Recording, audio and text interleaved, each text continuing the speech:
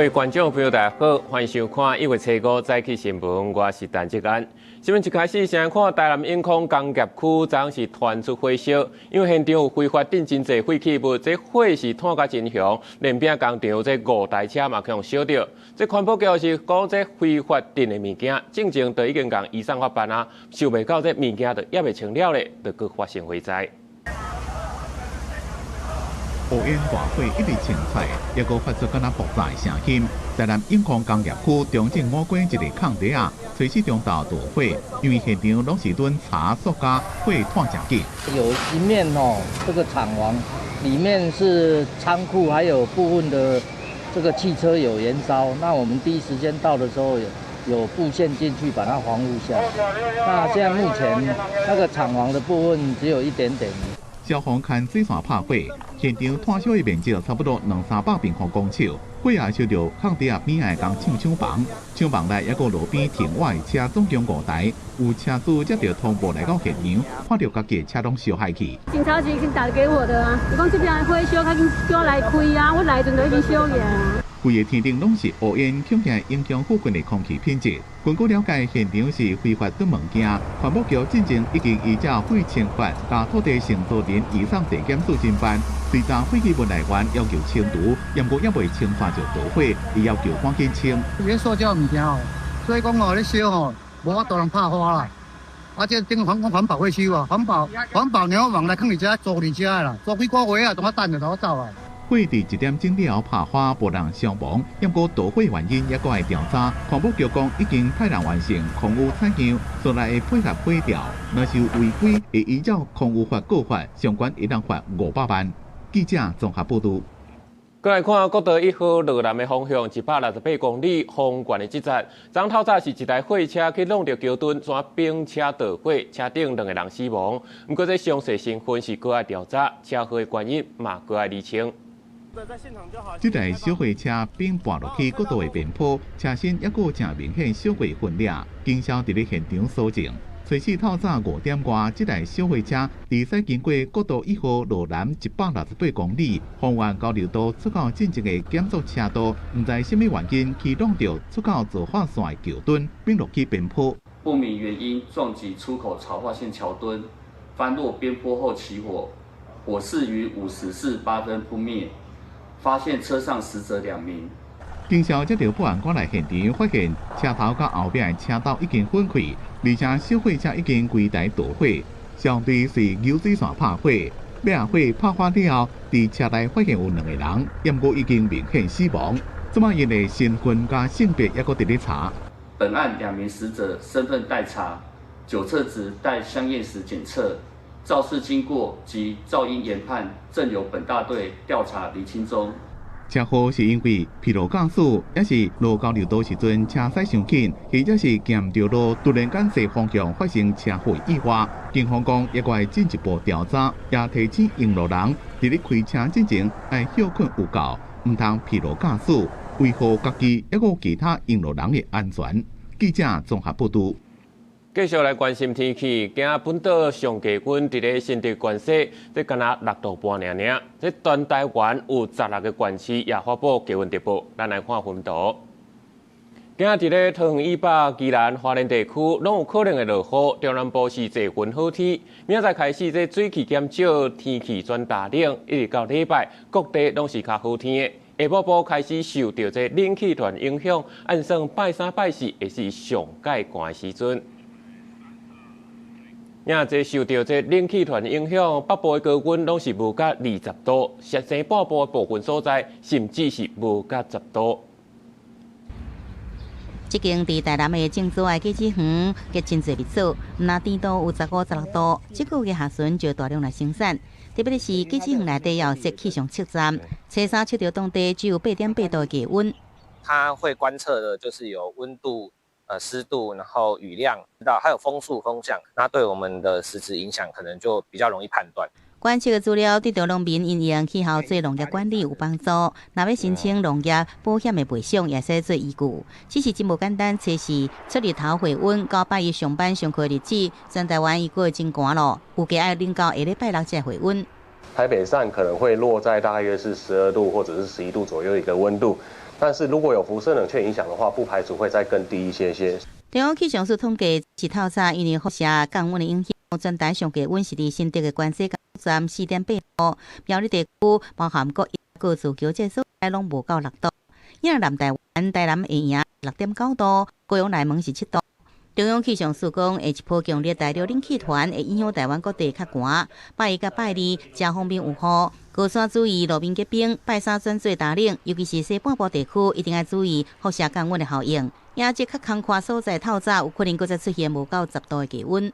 下一波可能强度相当的话，有些地方也会掉到大概6度以下。像今天清晨出现的，也都是在新竹苗栗的山区，就是比较丘陵地的那些地方，就有可能出现这种很低的这个温度。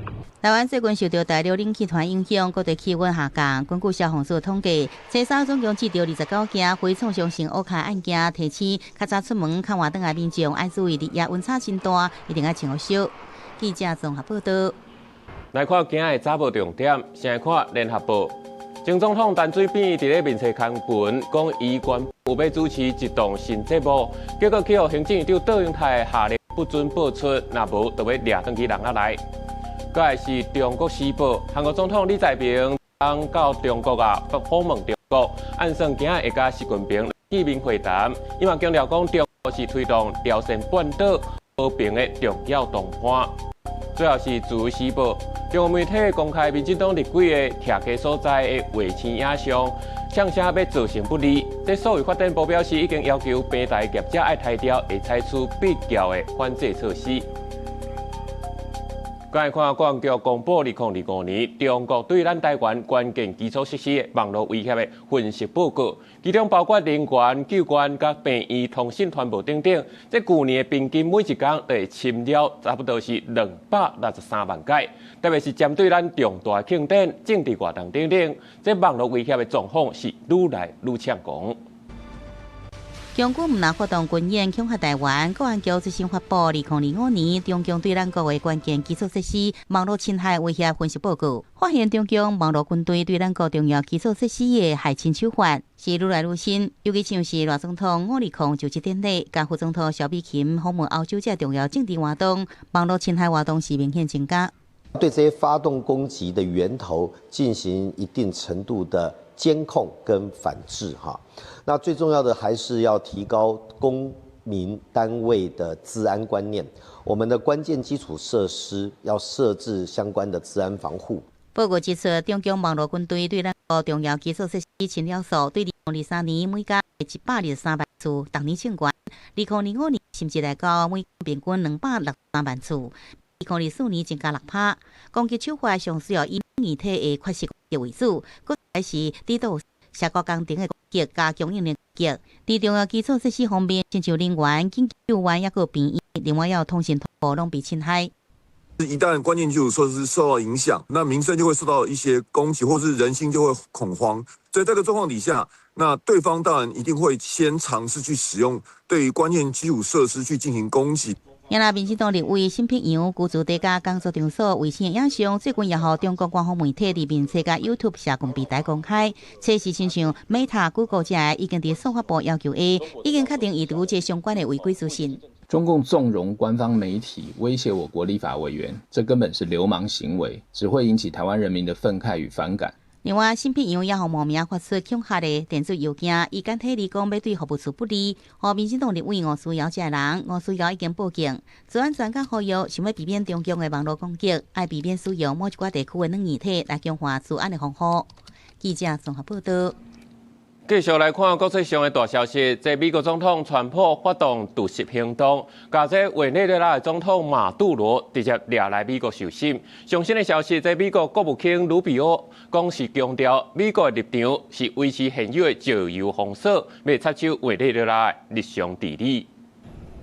就伫马杜罗有计1月7号8日要伫纽约出庭的时，美国国务卿卢比奥前一天接受真侪媒体的专访，强调美国并无甲委内瑞拉交战，毋过会透过自由封锁去施压推动改变。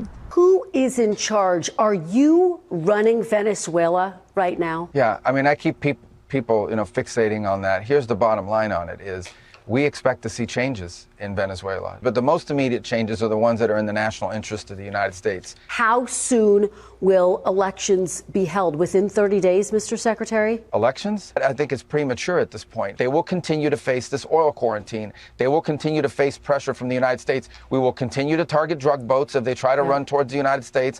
委内瑞拉目前局势真无稳定，军方已经宣布升任由热带总统马杜罗的副手罗德里格斯做代理总统。Si hoy fue contra Venezuela, mañana puede ser contra cualquier estado, contra cualquier país. 就算总统马杜罗已经被美国看紧甲抓起来，委内瑞拉政府武装的后早，也就是定定镇压，也是杀害马杜罗示威者的民兵集体组织，也是骑奥多拜，也是赛车，伫港口城市马拉开坡街头咧巡逻。马拉开坡是委内瑞拉石油业的大重点，毒品生产甲走私也真济。公司新闻吴文玲编译。你看，这川普无通知国会，就发动军事行动去甲委内瑞拉总统马杜罗抓来美国，佮宣布要甲接管，引起国际质疑。这联合国的秘书长就批评讲，美国行动是创下危险性的。安理会这礼拜就要开会来讨论。马杜罗挂手铐甲脚镣，表情自在，伫纽约的一座桥向执法人员讲新年快乐。这部看伫过来支持者眼内是特别无爽快。美国首都卡拉卡斯轰炸了后，天一个光，支持者随行上街路来烧美国国旗。哥伦比亚边境附近看到当有民众大声唱歌、放炮啊庆祝重新得到自由。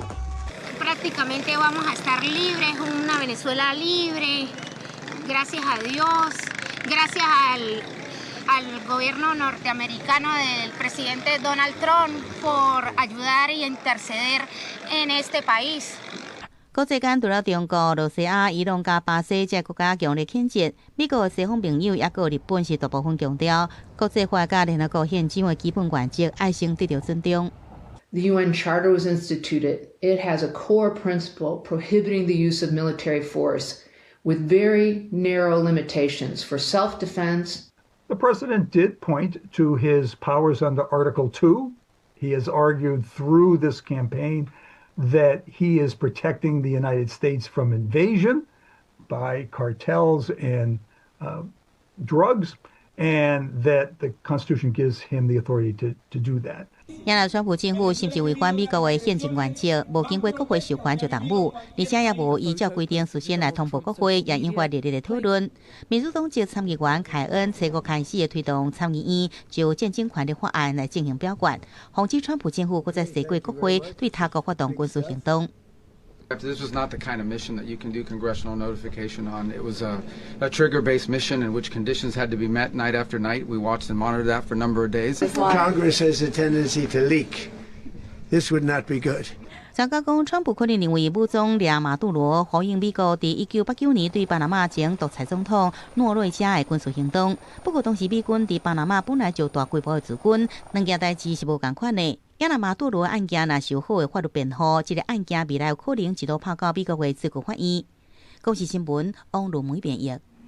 另外一方面，有这美国学者就烦恼讲，中国会用同款的步数来对付台湾。咱外交部是强调，台湾会继续甲美国等等的盟友来合作，为全球和平来继续打拼。车一台算一台，有的排队等你要加油，有的全要买民生必需品。美国伫初三透早对委内瑞拉首都发动攻击，迄天早起民众也算冷静。伫当地大商讲，其实大家心内早就有准备。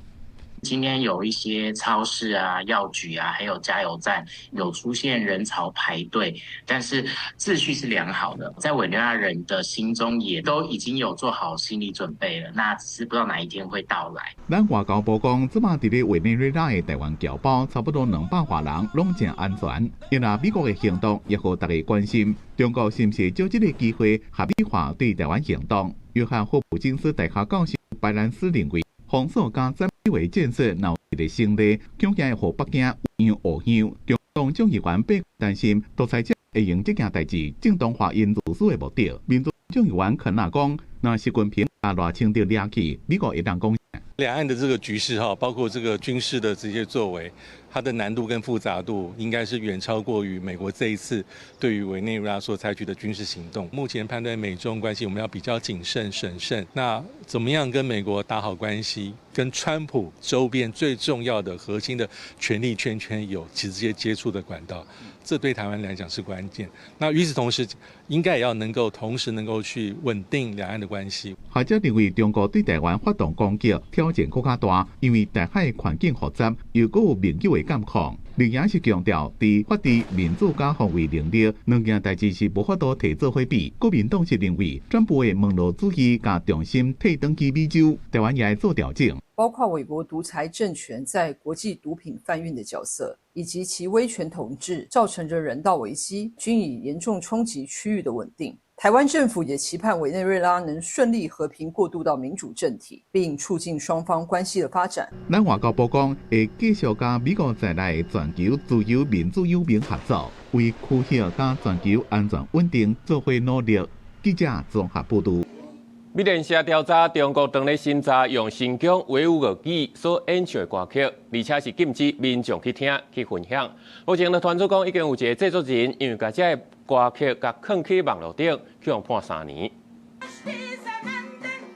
把版的声音配合传统的乐器，这是一条充满民族特色的152年歌曲。不过，在中国新疆，只要接触这款的音乐，都可能轰掠器官。国际媒体美联社独家得到一份去年10月伫喀什的会议录音，会议上有官员警告民众，若准违法下载、分享，甚至听红插进的152年语的音乐，都可能互拘留。另外，会议阁建议民众日常生活应该避免使用穆斯林常常讲的原真主保你平安，要改做原共产党家己保庇。 On the one hand, the Chinese Communist Party seeks to represent itself as the protector of Chinese Uyghur heritage. But on the other hand, it works very carefully to make sure that nothing is expressed which could, as it puts it, damage the unity of the nationalities, or as I see it, which, allows people their freedom of expression. 中国官方列出7类有问题的歌曲，包含有宗教意涵、煽动有关中国的风声、宣扬极端主义等等。不过实际上内容讲到信仰也是爱情，拢有可能互官方扩大解读做鼓舞极端主义，可能互禁止的音乐类型是对传统的民谣到 rap 拢有，根本是包含任何用152年语演唱的音乐。美联社查法官书发现，目前已经有一位152年的音乐制作人，因为传包含敏感内容的音乐到云端，被判刑3年。Even for any ordinary Uyghur people, banning the language, the music, the songs, everything that represent us as people, that is devastating. It's like living dead. 包含联合国、真侪媒体甲非政府组织真侪界指控，中国官方为着控制新疆的152年的文化，伫当地设教育营、强迫劳动，抑阁有互152年人未生，可能已经犯危害人类罪。不过中国将其尾否认相关的指控，表示官方是咧打击恐怖主义，维持新疆的安全甲稳定。公司新闻由派准编译。看咱国内高雄一对男女朋友去到茶山来行搭，因为暗内拄着大楼，其中一个煞无细里落海，加在这消防有顺利甲救起来。专家嘛提醒讲，这茶山的路线有较复杂，若要去，就要准备好势，较保安全。穿黄色雨衫的查某囡仔伫搜救人员山岭下总行出呀。一对爱囡仔车衫到高雄茶山海岸的阿人以内散步健行，暗头因为天色真暗，也有海中，调伫遐消防甲民间的搜救团体来救人。一名男性及一名女性意识均清楚，女性左小腿轻微擦伤，现场立即架设绳索拖拉系统，协助2位民众脱困后自行就医。这查某囡仔无顺利落海，互救起来了后，赶到庇线，加在2个人拢平安救起来。茶山受山，因为瓦群市区，无论平常时也是假日，拢有民众来这健行散步。也过有民众忽视当地地形，也造成这意外不时的发生。木栈道它一定是比较安全的，你再怎么走，你都可以回去到原点。柴山这边，它目前有一些地区是属于安全管制，对啊，那它也比较没有所谓的人工木栈道，对啊，那如果说要去这样子的环境，尽量不要单独行动。除了避免家己一个人去，也是偏离原有步道。专家也提醒，必须注意鞋仔这装备是不是适合，并且三拐啊。另外，茶山阿朗伊是当地海岸线高度，相关位山河大的地貌，唔若悬低落差大，也可能有落石。民众若行这所在，爱更较细腻，较不安全。记者综合报道。刚才看中港运通公司巴拿马的货船通风轮元旦伫咧花莲溪北边海堡来靠搭，原本要来救的这拖船受未到过，嘛共款吊伫咧遐，一直到昨才顺利离开。通风轮靠搭拜六已经顺利离开啊，登去花莲港来检查，因来救的拖船嘛吊伫咧同一个所在，到昨是探到漏水，才顺利离开，登去花莲港来修理，加在是拢无发生漏油的污染。继续来看，南投有业者申请伫咧埔里南港溪水头设一事业废弃物检卖场，官府是头一届来调开宽屏，都超过300个居民去到现场来抗议，讲烦恼会影响到这水尾用水安全，要求爱甲这案拢退回去。审查，不予审查，别来找茬，别来找茬。几啊百位埔里的民众集合抗议，因为埔里镇南港溪上游有业者申请要设置需要废弃物的安排场，因为所在伫咧水源区，埔里民众烦恼拿废弃物的垃圾水下入去涂骹，污染地下水，那呢下游的民生用水、农业甚至观光的产业，拢会受到严重的影响。地是他们的，但是水呢是我们大家的，我们大家共有的。你不能说为了你私有的、你的私利而来，影响我们大家的饮水。我们埔里人现在所使用的自来水水源，全部都是来自地下水体。自来水公司它的资料告诉我们，现在埔里完全不用地面水、地表水号和渗浮流水。民众认为埔里的好水全国真出名，加白笋产量也上多。不过台湾地冻真接，而且近几年来极端气候常常有地灾性的大水祸发生，无可能像业者所讲的，用水到100%未渗漏。因为业者伫宽屏审查会说明，作为宽屏委员认为无多说好重要性、需要性也有合理性，是不是建议家己提案？完全没办法说服重要性、需要性跟合理性，何谈二阶？然后你们把所有的违法通通推到2阶，你们所有的回应通通推到2阶，到2阶再做，那你1阶都过不了关，你如何能做2阶？以民众来讲，跟这个讲这个闲乐设施，当然都没有人希望设置在自己的家里的附近了。但是在想说，我们要怎样达到双赢，大家都能接受的方法，我们再来做申请。南投县环保局讲，因为这安排场选址伫咧山坡地，面积是24.62公顷，所以宽屏委员对着边坡的稳定，也有水质的保护拢有疑虑。依照宽屏委员投票结果，业者伫3月15进前必须要召开3场以上说明会，并且对这个委员执行的部分详细来说明，了后才进行第2摆审查。记者综合报道。最近有诈骗集团利用继承遗产来做理由，共借钱，讲要先贴遗产税这条税金，等若过户了后，就会摕大条钱来甲你答谢。就安尼，有一个人叫人骗3000多万去啊！牵涉诈欺案，几落人被约谈，主谋也阁是一个律师，因涉嫌甲里长等人交割，诈骗独居老人的遗产。这件台湾版的地面师案件震惊社会，跟遗产有关的诈欺，阁有新的手法。诈骗集团的人会跟他套近乎，取得信任，进而就说借钱处理房子过户、遗产相关的费用。那事成之后呢，就会给丰厚的钱。受害这个查甫人伫咧赖顶头识识一个女网友，对方骗讲伊要继承几落亿的遗产，爱先提钱纳遗产税，拜托伊斗相共生出。讲事后会包一个红包给伊，被害人相信了，之后总共借伊3400多万，互伊骗去。警方讲，这种诈骗的案件最近愈来愈多，有真侪也阁同时是爱情诈骗或者是投资诈骗，伫骗你真正拢会先得到你的信用。因过有地政司讲，实际上确实有继承人甲人借钱从现金纳税。被继承人他留下来的现金够多的话，我们是可以申请从被继承人留下来的银行的存款里面去申请缴纳。那假设今天这个被继承留下现金不多，那确实就要继承人自己去筹措现金来缴这个遗产税。这种照片更加有影有证，更真有道理，要安怎预防？专家建议会当请继承人提伊的税单等相关证明文件，而且会当做伙去银行纳钱。警方也讲，正规的遗产处理程序，亲像遗产税等费用，一般都会当对遗产的总额内面扣。记者综合报道。前总统陈水扁讲要开一档新节目，去予行政院长窦英泰来甲禁止。台中监所是讲有发公文去甲警告，高检署是表示讲无收到相关的消息，一切拢是照规定来办。这是一个变动的时代，有新的挑战。经由社群平台第三团，原伫北外就医的前总统陈水扁，原顶初时要伫行电视的 YouTube 平台首播新节目，引发讨论。不过开播进前无到2点钟，却是紧急宣布阿扁也袂来啊。公司行政院长窦英泰下令唔准播出，若无就要甲伊抓登去。矫正机关依照受刑人保外医治审核基准及管理办法规定，落实访查跟督管，是不是有收到行政院长的指示？我没有收到相关讯息，也无从评论。保外就医的规范，那社会的一些想法我相信台湾社会大家都有非常明智的一个判断。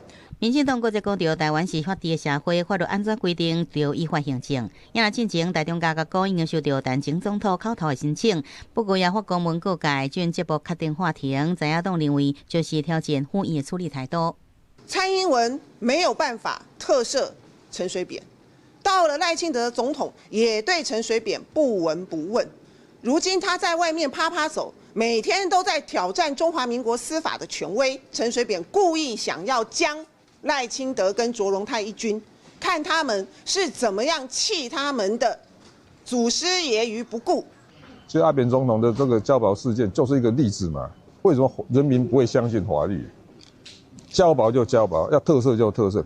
对着陈前总统保外就医的身份，台中家各提出卖上台、卖公开讲话、卖接受媒体采访这3个原则。尽在野党拢积极有达到红线记录，台中家讲会继续掌握了解相关的代志，依规定继续办理。记者综合报道。NCC 发布调查报告，讲咱民众使用 TikTok 抖音的比例，到去年已经增加到 47.5%， 尤其是16岁至25岁少年人，这增加比例是上界多。伫最近这6年之间是增加到72%。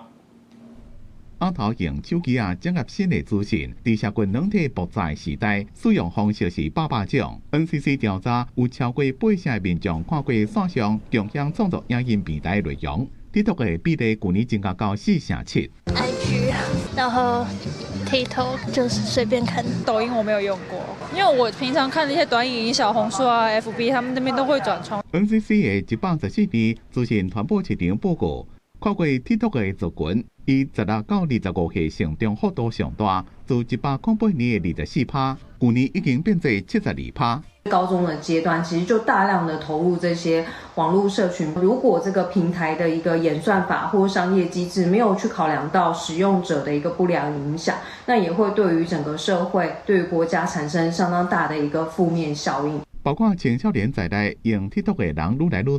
若是内容出现离效不一的资讯，会有害使用者身心发展。关系离效的网络安全，事先爱靠业者自律。官方是委托民间建立申诉机制，也个各大平台业者的绿色通道，协助事后做处理。之前的话，其实它就是一个机制啊，它是有发生儿少不宜的内容，而没有遵守主管机关的那个通知，必要处理的话才会有处罚。我们有时候很难可以立刻知道危险在哪里。所以 iWin 这里还有一个受理申诉这样子的一个功能，我们其实都会尽力的去沟通这些平台，去做一个对应的一个处理。网络内容防护机构 iWin 所收到的申诉案件，社群平台部分是以色情、霸凌加暴力占前3名。iWin 讲，离效不宜，无代表是全民拢无适合，会继续甲平台业者沟通，推送建立离效的保护机制。因过内容若涉及到违法，只要业者经过目的事业主管机关通过，无限期改善，会当罚6万到30万。记者综合报道。刚才看有民众去家己的夜市啊买草鱼做的李仔签回去吃，所发现讲这草鱼那会乌乌个软软，怀疑讲已经害去啊。这业者是解释讲，可能是讲这草鱼受到薰啊，佮温烫水，温度受悬才安尼。卫生局表示会佮派人去了解。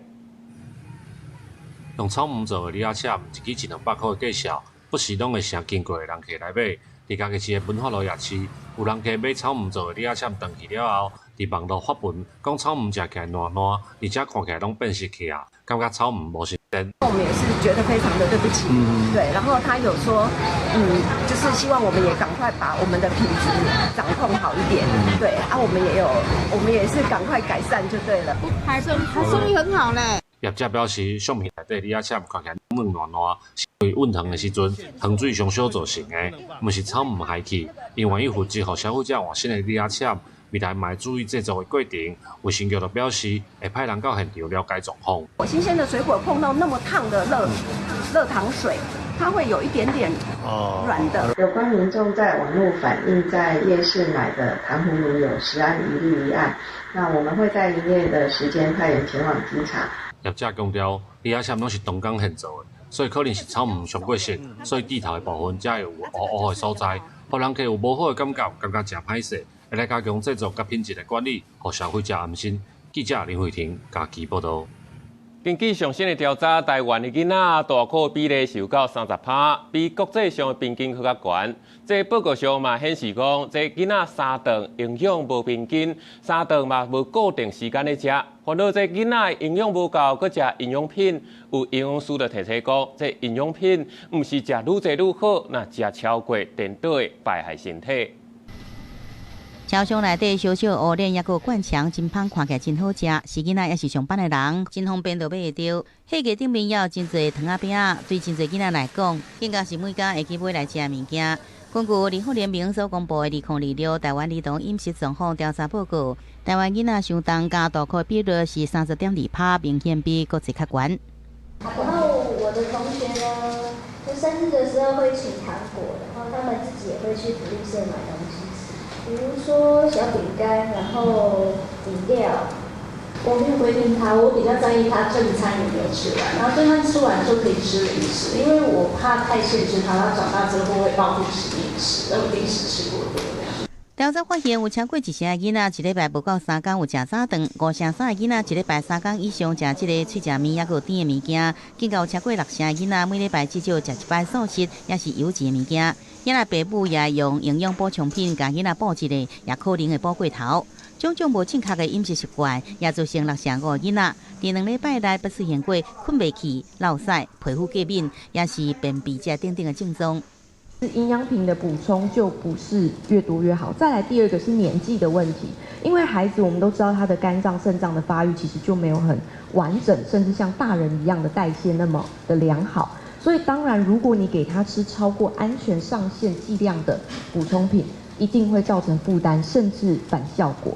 联合联名讲，营养无平均，3顿时间无固定，加上营养补充品食伤多，囡仔健康会出问题。专家提醒，恢复这个平均的饮食，建立良好的饮食习惯，才有可能真正来顾到囡仔健康。记者综合报道。卫生部是进前提出要针对做检的护理师来修订这护理人员法的部分条文，要开放护理师会当伫地方的工会进行职业登记。不过，这医护界是大声发反对，讲安尼都袂输家己做家己的头家。恐讲若是有医疗纠纷的时阵，恐惊会回袂清。即马这草案已经暂停来推动。病院的护理人员一直拢真欠。即马真侪间大病院会同时请部分工时护理师，或无法度全时单工作的能力来到3工。因过之前卫福部捌提出修订规范兼职护理师的护理人员法部分条文，要开放护理人员会当伫地方的护理师工会进行职业登记。即马这个草案已经被延前，真侪单位提出执行上的困难。护理人员的安全在哪里？病人安全在哪里？谁管？然后工时的这个部分谁管控？那他为了赚钱呢，他的工时呢不断的超高。那请问在一个这个没有安全的一个状况底下，疲惫的状况底下，你确定他不会出错吗？护士工会反对这项修法，因讲伫即马部分工时护理师职业登记是伫边缘，若是开放兼职的护理师伫地方工会职业登记，等于是家己是头家，包括工时、工作状况拢未受到控管，若有医疗纠纷是算啥的。所以目前执行起来的话，当然有助于这家医院在护理人力的排班上会有很大的一些帮助。从薪资的条件的优化，然后透过工作护理执行业务的环境的能够优化，那从这两个方向能够去提升的话，当然我们还是要鼓励护理师能够全职的在医疗机构工作。伫第一线的病院经营者认为，兼职加部分工时护理师是无法度取代全职护理师的重要性。护士团体也强调，要加速三班护病变立法，也有改善护理人员的工作环境，这是解决这个问题的根本方法。记者综合报道。若是讲到台北佮高雄办这大型的演唱会是真方便。新北市虽然无大巨蛋，不过棒球第一运动场这工程离过就要完工啊。目前就已经有业者咧问这开演唱会代志。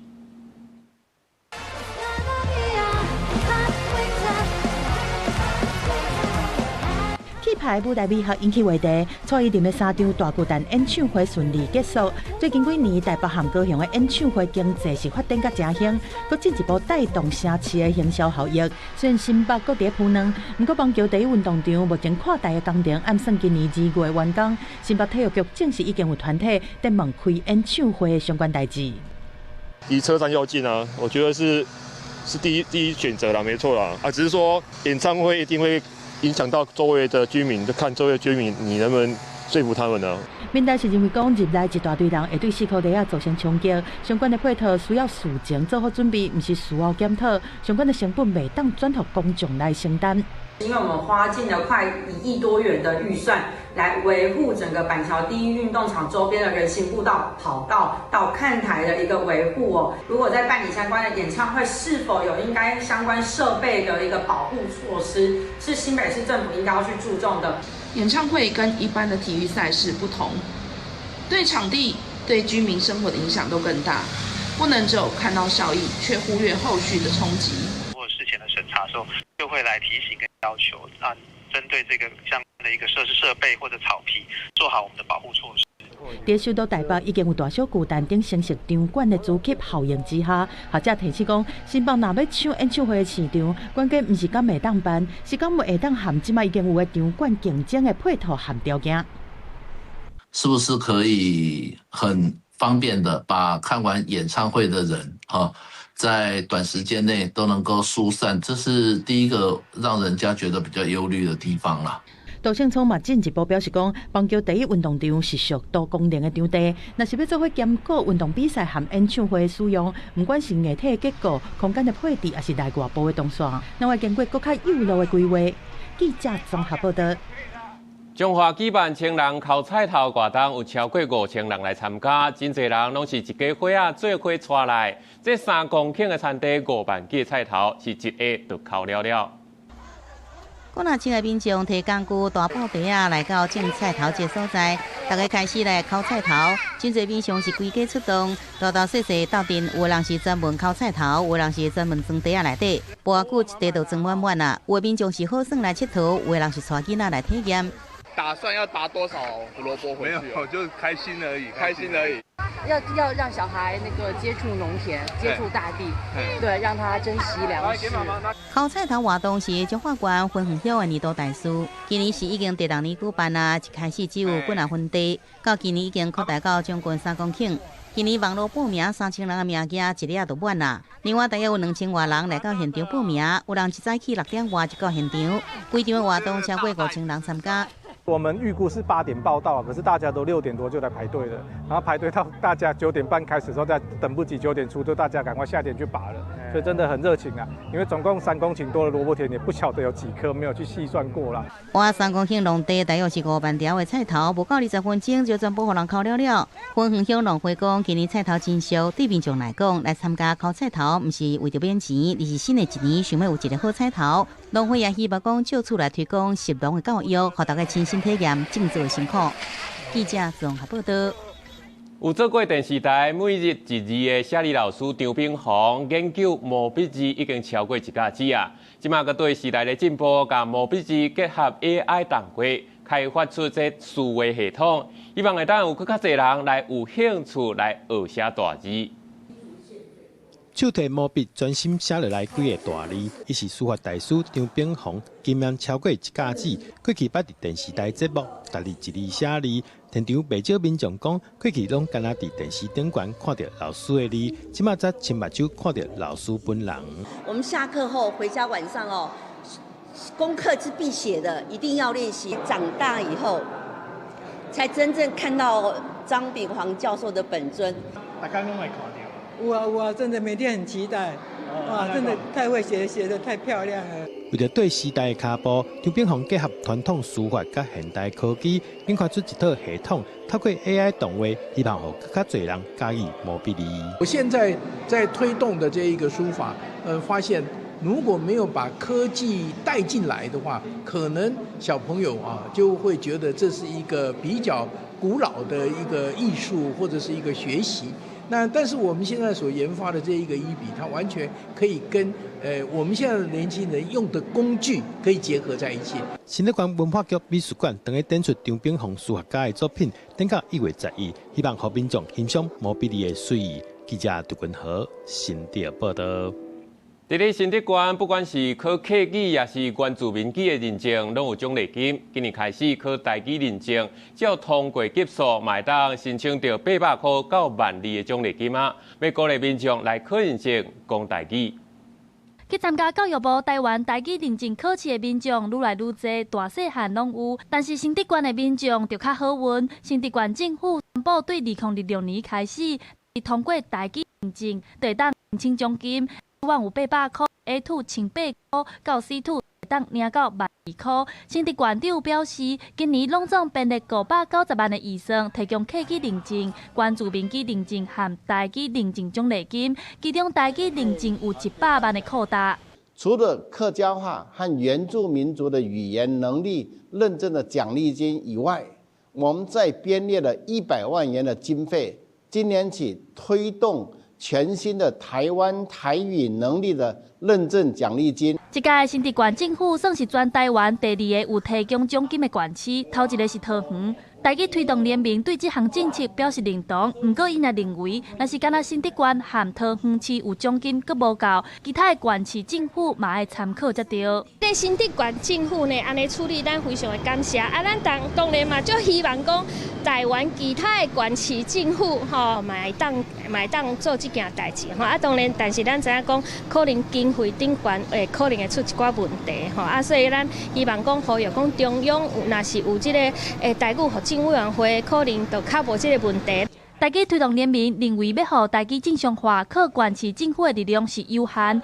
中央应该设立台语学政委员会，因为亲像客委会有奖金制度，只要考到客语认证，就会当提1000块的客家费。无共的口号，可会当分辨官兵会业务，拢总高级，考到中级以上嘛领奖金，全个会当领到1万块。民团认为，若是台语有家己的委员会，离学证的目标就会更较近，也会当实质鼓励民众参加台语认证考试。记者综合报道。真侪博物馆即马拢有办台语活动，这台湾博物馆对2024年开始到今，训练出52位台语导览人员。即阵就伫咧铁道部的园区内推出台语导览，来听用台语讲铁路的发展历史。你看这是整下对唔对？对。你认为是柴的，对唔对？你拢是柴的吼，啊，叫做啥？满幕作为建筑。用台语甲民众介绍铁道部园区的建筑，嘛通体验园区内的机工号车厢。国立台湾博物馆在铁道部园区正又推出台语导览路，园区有6个古迹，亲像听写八角楼和航空号等等，也保留台湾铁路发展的卡石。导览员表示，伊伫遮服务18档，不过要做台语导览无简单，也拢着家己认真做笔记。7、8城、8、9城拢用华语伫沟通，所以讲台语用台语的名词来介绍这个食物啦、动物的名，真正人会甲你看。你讲啥，我唔知影，对唔对？所以这是我比较较困扰的所在。所以表示讲，咱对台语的推广的时候，推广的文化，啊，佫爱较深入一个。根据统计，2025年来台普管听台语导览的民众有439人。官方甲台语路协会合作培训52位台语导览员，协会嘛透过台语文基础、语导专业知识、台语专业等等，提供教材甲导览示范点。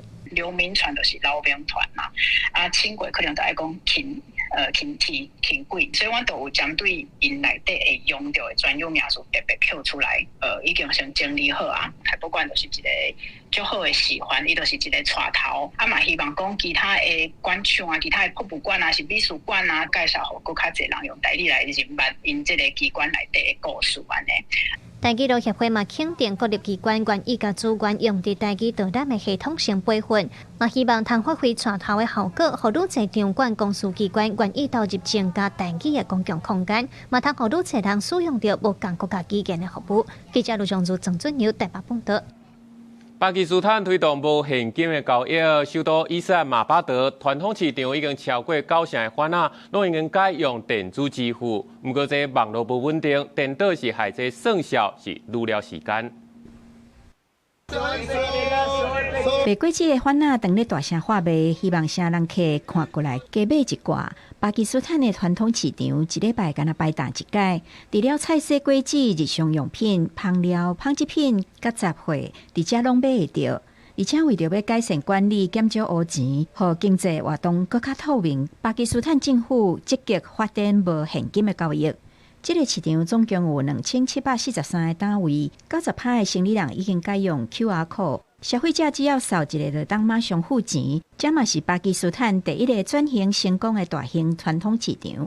ये गलत है, इस पे इनको देखना चाहिए क्योंकि अगर गवर्नमेंट ने एक चीज़ लगा दिया तो सबको उस पे होना चाहिए कि वही सब स्कैनर ही यूज़ करें क्योंकि हम वैसे भी तो टैक्स देते हैं ना, तो ये भी एक उसमें चला जाता है। अच्छी बात है कि हमें कैश नहीं देना पड़ेगा। हमें भी सहूलत है, ज़्यादातर तो आवाम की सहूलत है, क्यों बाज़ दफ़ा लोगों के पास जेब में पैसा नहीं होता, ऑनलाइन जो है ना पेमेंट चली जाती है, अकाउंट में चली जाती है। ये अच्छी बात है, ये गवर्नमेंट की अच्छी हिकमत अमली है, हम कह रहे हैं बहुत अच्छा है। 巴基斯坦国家银行伫2022年推出全国统一的 QR code 版本，提高支付的系统的互通性。不过有业者烦恼，有当时人客那侪网络说无稳定。यहाँ पे रश इतना होता है, इंटरनेट चलता है नहीं पास का। परसों चौथ परसों बाजार था, 3-4 गाहक ऐसे थे जो करना चाहते थे लेकिन इंटरनेट की वजह से नहीं कर सके, उन्होंने फिर कैश अदा किया हमें। इंटरनेट का इशू है, इसमें कोई शक नहीं, वो स्लो हो जाता है, आता नहीं है, टाइम लगता है। 虽然巴基斯坦政府展现推销数位化转型的决心，但是也有一寡问题需要解决，亲像农村地区的网络普遍性、甲基础建设的稳定性、安全性等等的问题，也是业者欠缺训练，对电子支付的流程无熟，也是对新技术的无信任，致使业者甲消费者有时就爱用现金支付。公司新闻新乐报编译。下晡晡天气写款来看详细资料。北部地区12度至20度，中部地区11度到23度，南部地区11度到26度，东部地区12度到24度。广东地区12度到21度。感谢你收看今日的早起新闻，我是陈志刚，咱明仔载同一时间再会。